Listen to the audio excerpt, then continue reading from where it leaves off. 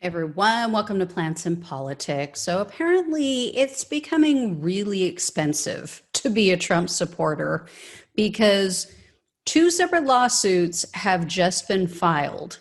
The first was filed against alleged Trump terrorists, and these are not January 6th terrorists. You'll know what I'm talking about in a minute. The people named in this lawsuit are a man named Eleazar Cisneros, I believe is how you pronounce his name, Hannah Say, which is spelled C-E-H, Joe Lynn Maceros, Robert Maceros, and Dolores Park. There's also others that were referred to just simply as Jane and John Doe's. The second lawsuit names Texas law enforcement as the defendant. So this is something you're going to remember for sure, unless you were living under a rock last year. But the lawsuits allege, or at least the first one alleges, that Trump terrorists violated the Ku Klux Klan Act of 1871 when they terrorized passengers who were on a Biden-Harris campaign bus back in October of last year. And the people who took part in this attack allegedly coordinated all of their actions online in plain sight, kind of like what they did with January 6th. These people were collaborating and conspiring with each other to do this, to terrorize these people.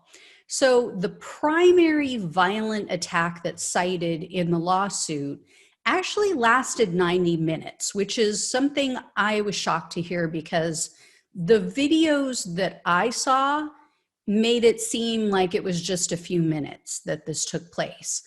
So to know that these people were dealing with this for an hour and a half, it really puts this into perspective.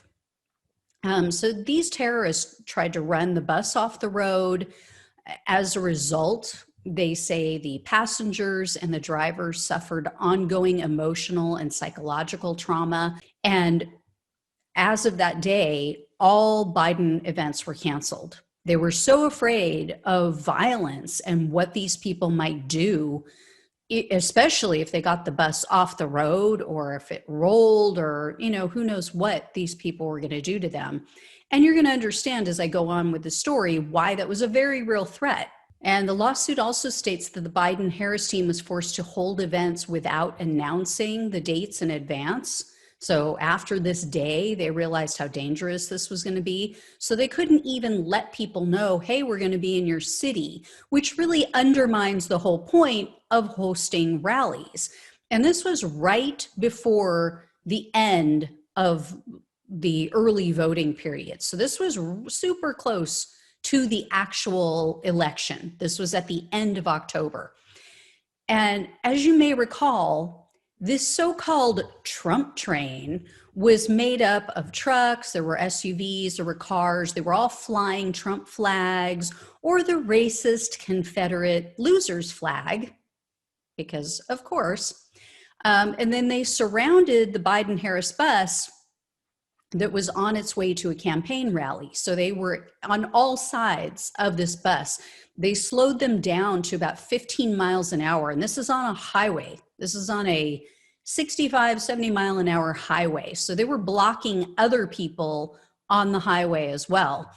And I previously had shared with you guys how they rammed into a campaign staffer's vehicle. There was a white car, I think it was a small SUV or something like that, and it was following behind the bus. And one of these lunatics ran into it. And the majority of these illegal actions were caught on camera because I guess Trump terrorists are attention whores and they just like to document their crimes, it seems. But as usual, they were online bragging about their crimes, telling the whole world, hey, arrest me. So the man driving the truck, because this was a raised truck with very large wheels, his name is the man I mentioned at the beginning, Eleazar Cisneros, so a traitor to his own race, apparently. He bragged about his violence on social media. He posted either a photo or a video. They weren't specific. They mentioned both in the lawsuit. but he posted either a photo or a video of the incident on Facebook. And then he wrote, quote, "Texas welcomes Biden-Harris with 35-inch tires." And then people were commenting and like egging him on. And then he replied to one of them and said, quote, "That was me slamming that fucker. Hell yeah." Now, according to the lawsuit, some of the people involved in this Trump train, in this incident in Texas back in October, which really it should be called the Trump-tanic, not the Trump train, because it really, it sunk. It's done. But according to this lawsuit, some of the people who took part in this incident in Texas also took part in the domestic terrorist attack at the Capitol on January 6th. I know you're all shocked. So this lawsuit also alleges that some of these Trump-tanic terrorists brandished weapons at the people on the bus. They were yelling death threats and flipping them off and things like that.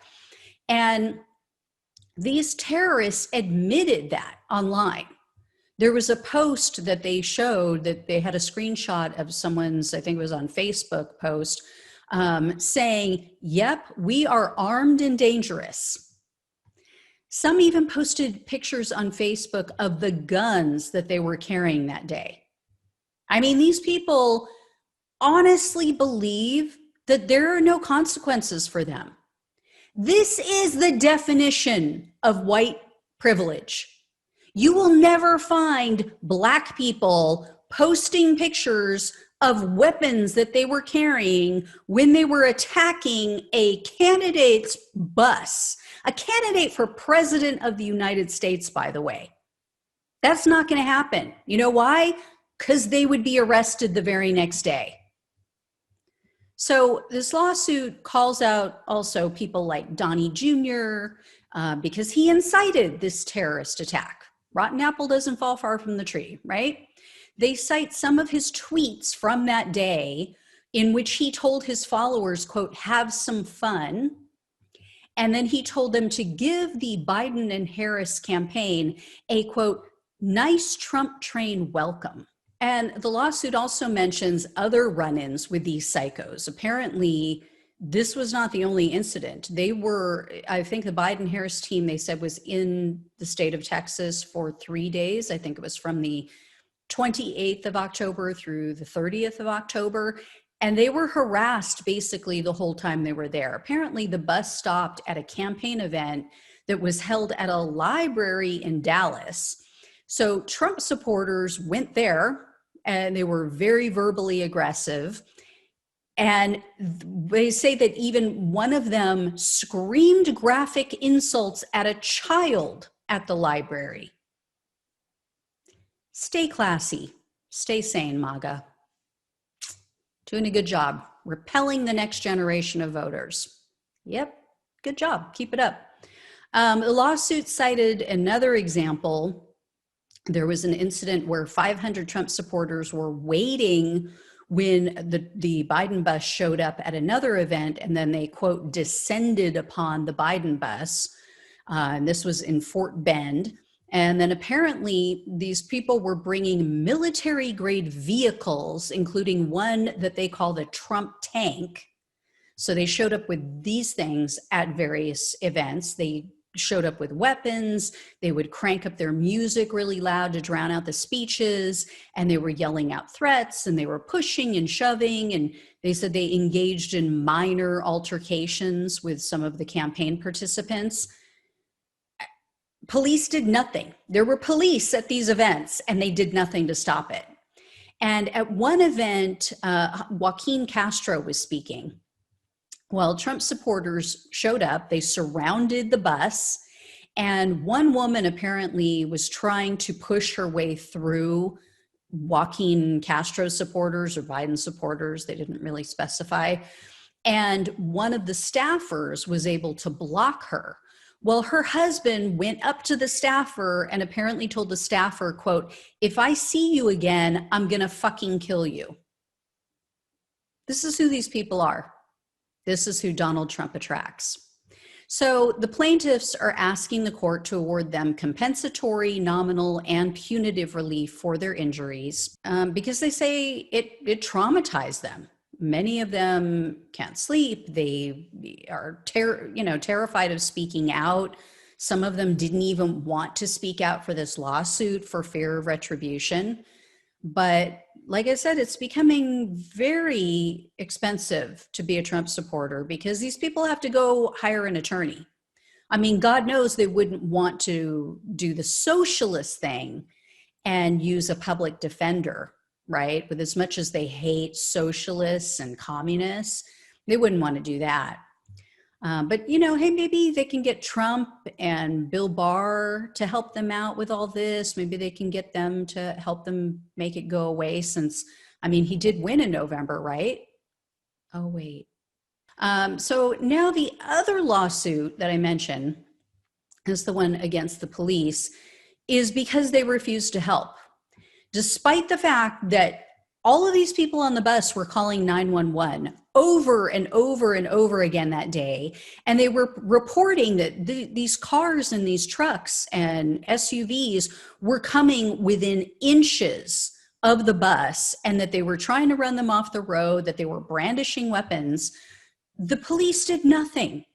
The plaintiffs claim that certain officers from the San Marco Police Department told them that unless a crime was being committed, unless they were calling to report a crime, the police weren't going to respond. They said, quote, "We can't help you."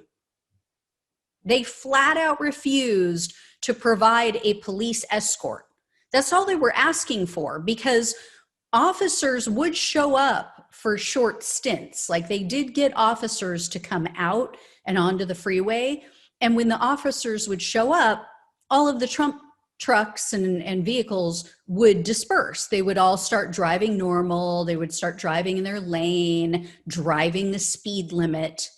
And then as soon as the cops would pull up and take off again and disappear, they went right back to their dangerous, violent behavior. They surrounded the bus again, started bringing them down to 10, 15 miles an hour. These people really thought they're going to stop the bus. They're going to go so slow that they're going to stop the bus. And what are they going to do to us?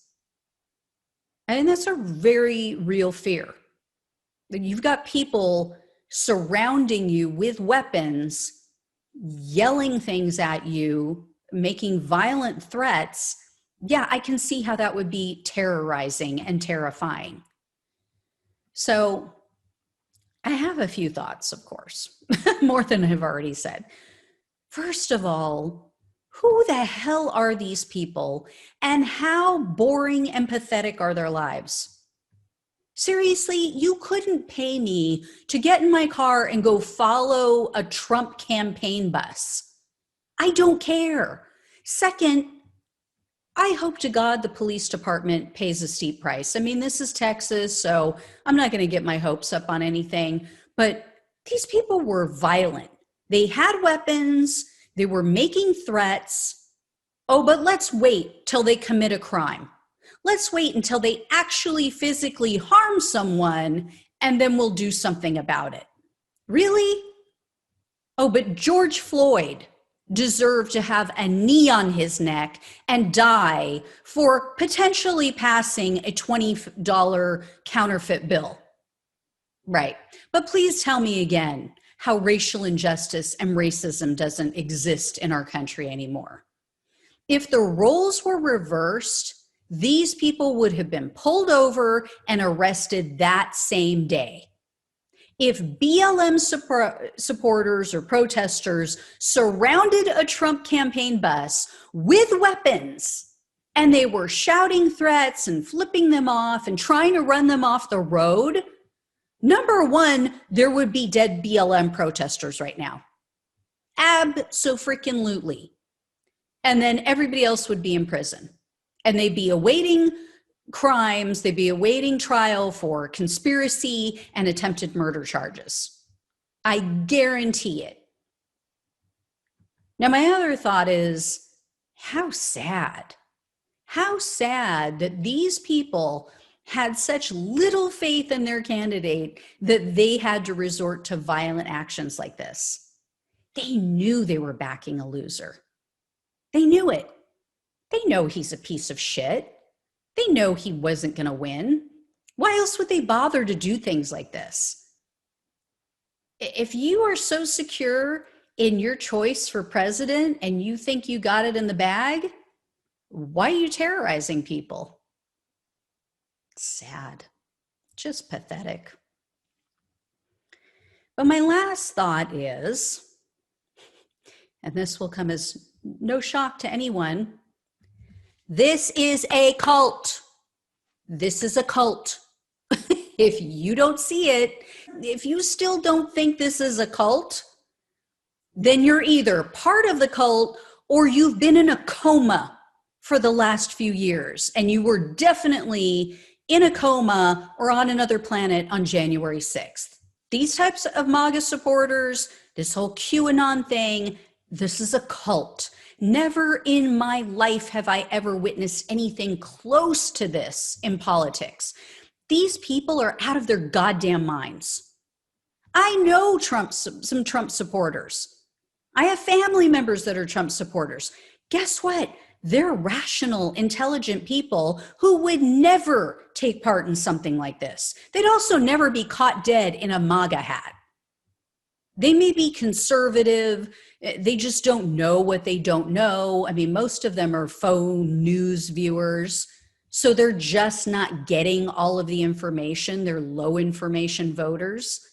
All they hear is what's in their same circle of friends and bubbles. But they're not lunatics. These people, the GQP, the Grand Q Party, part of the Republican Party, they need psychological help. They've lost it. If they even had it to begin with, they've lost it. So I'll keep you guys posted. Like I said, I'm not going to hold my breath. I'm not going to get my hopes up because this is Texas. You know, you've got Attorney General Paxton running that state, who is accused of being a criminal himself, 6 years out, still waiting for a trial for securities fraud, that he was indicted in that crime, and then other crimes he allegedly committed. You got Governor Greg Abbott, who is another Trump suck up. So we'll see. I don't know how much pull, how much sway they have with what goes on there in the court system. But again, we'll see. I'll let you guys know. As always, thank you so much for watching and listening. Take care. I will talk with you soon.